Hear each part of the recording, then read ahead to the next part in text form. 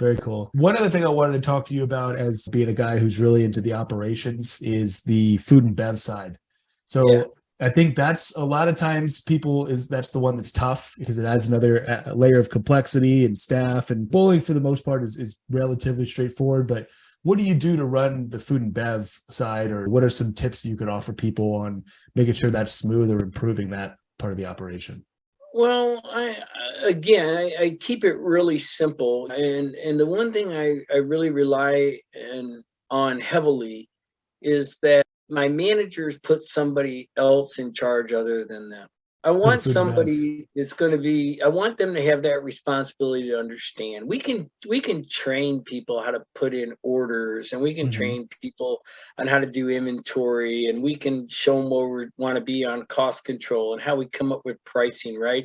Yeah. I can do that. I can help with that, but you've got to have somebody that's managing it all the time.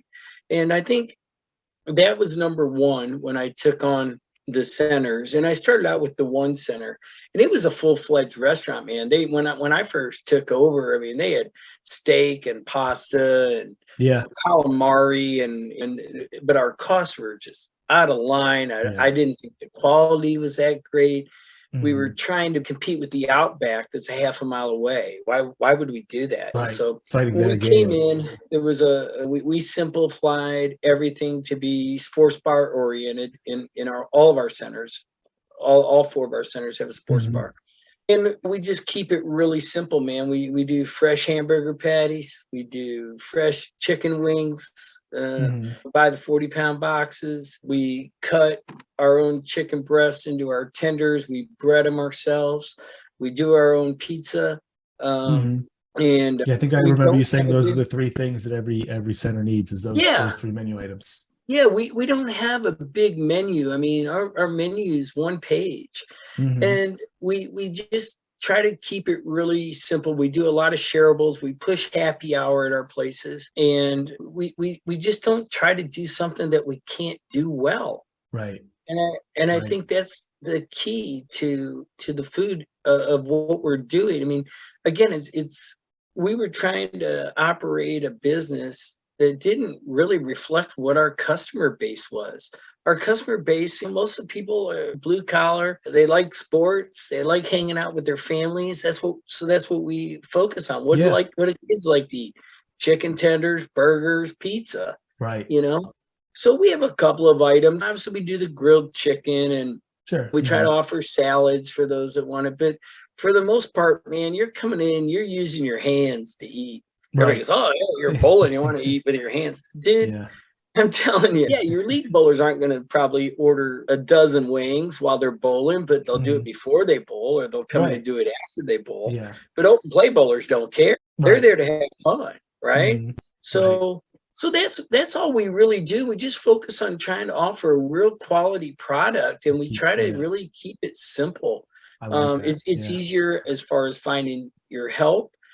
A perfect Hmm. example, the kid that is now basically our kitchen manager. When I walked into that center in 2018, this kid applied for a job. He'd never had a job before in his life. He was 17 years old. His mom brought him to the bowling center. And I sat down, I interviewed him, and I said, "Well, what do you want to do? What are you thinking about?" He goes, "Well, because I'd sort of like to learn the kitchen." He was getting ready to turn 18. Hmm. And I said, "Yeah." I said, "That would be great. We'd love to train you in the kitchen." So he worked for about a week or so, and he saw me walk through the center one day, and he said, "Hey, you know what I'd really like to learn to do?" And I said, "What's that?" He goes, "I want to learn to make the pizzas."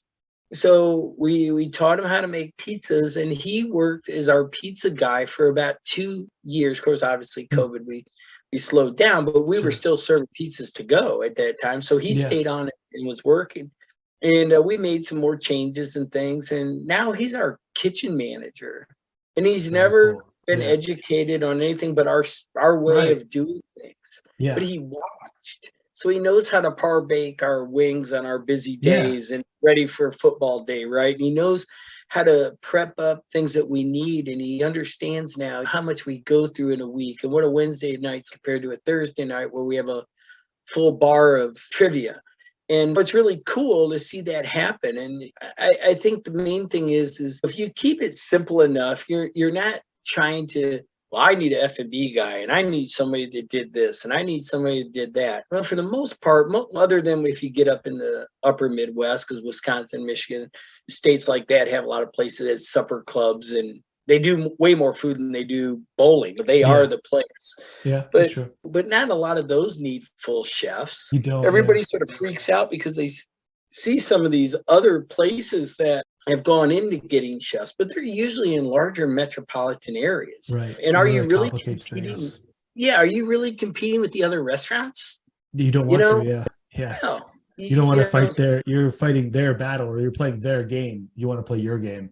Exactly. And our place in South Carolina, it took us 4 years to do it, but now it's exactly what we wanted it to be. Mm-hmm. We have a lot of locals. You can't get a stool at the bar Monday through Friday night because we have happy hour from 4 to 6.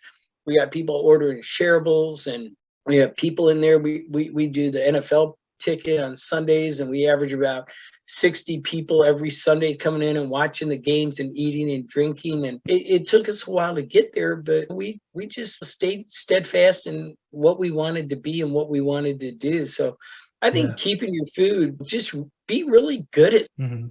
We did tacos during, I think it was the NCAA basketball tournament a year ago. We decided to offer a steak taco and a chicken taco. We didn't even have tacos on our menu, but it was simple, right? And it's easy to do. Yeah. Everybody told us how great they were.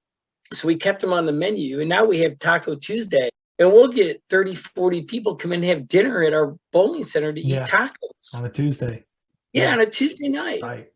Mm-hmm. So, we run specials. We do Monday night. We're not afraid to run a good special. We run Monday night, burger night, which is a basic burger with an L top.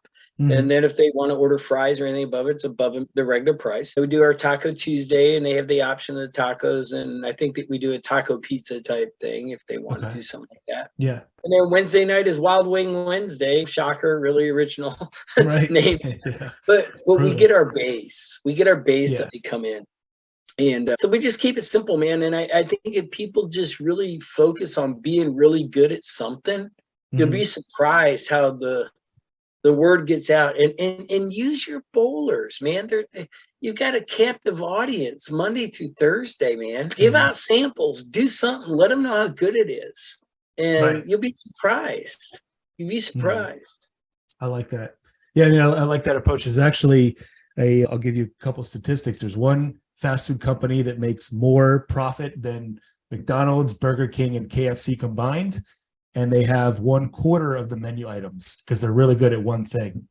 And maybe you can guess it, but it's Chick-fil-A. Yeah, and they're open 6 days a week. Exactly, and they have more profit, than all those guys combined. Yeah. They have 1/4 of the menu items. They're really good at making a chicken sandwich, and they don't go out of their lane. They're really good at that one thing, and they stick to it. They keep it simple.